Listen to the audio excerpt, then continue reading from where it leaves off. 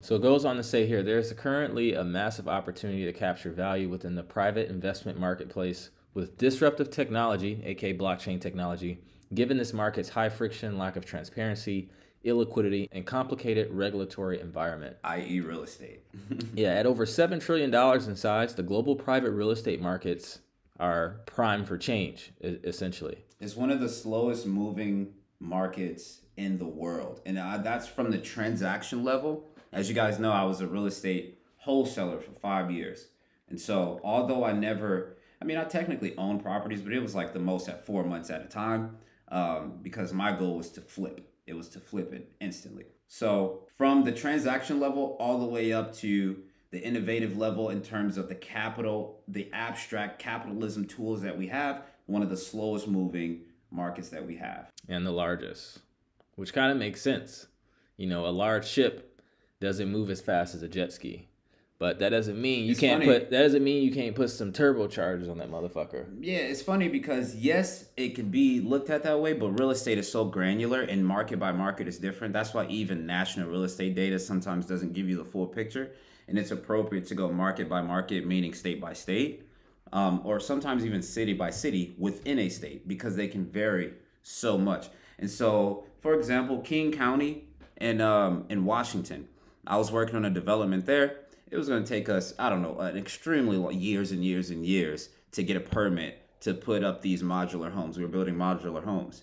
Now, in Arizona, for example, we were building in a small town called, I actually forgot the name to be honest, but it's up near Show Low in Arizona. If you guys are familiar with Arizona, it's a small town.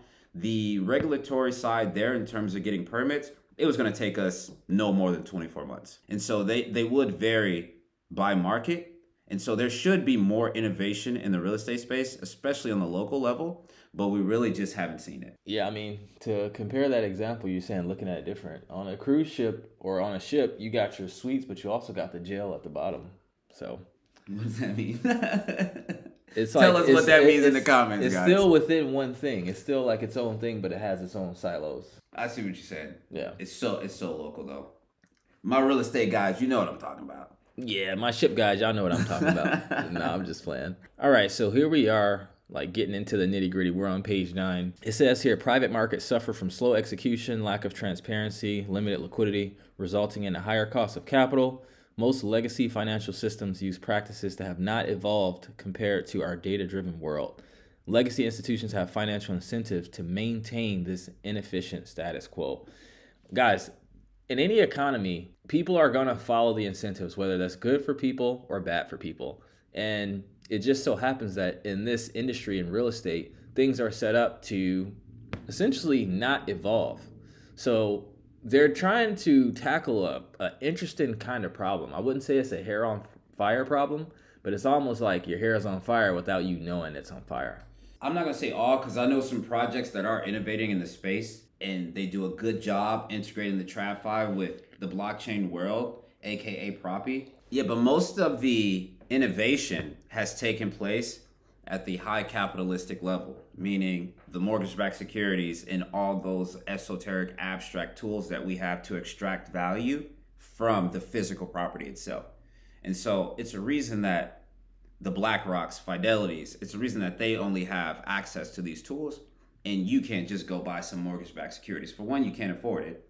For two, the barrier to entry, like you got to know someone really. And so most of the innovation has been taking place at the top level, and there hasn't been much widespread innovation at the local level, as I just mentioned. All right, guys. So they go on to say that to address these growing technological imbalances in private markets, they built this platform as a digital investment platform combining blockchain solutions with institutional quality investing and assets previously inaccessible to many investors.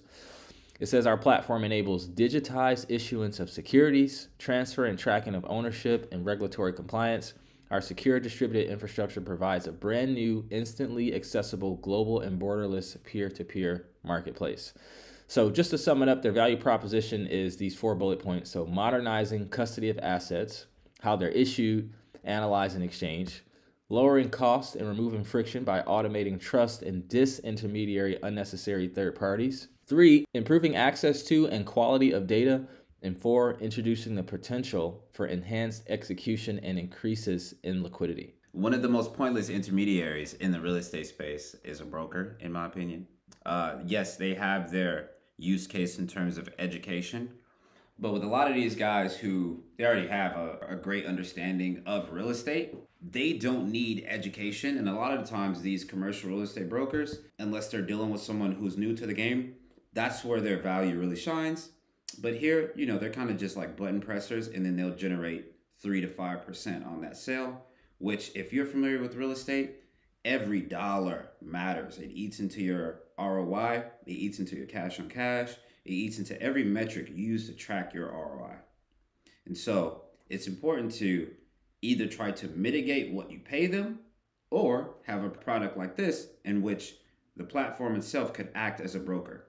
And also it can act as a title and escrow service, but I'm not one to say we don't need title and escrow. You absolutely need them. We can just change the form of them, which is, once again, the company Properties do, but this is not a property video, so that's my last time bringing them up. And so this is kind of like that one-stop shop all-in-one that would take out the intermediaries completely.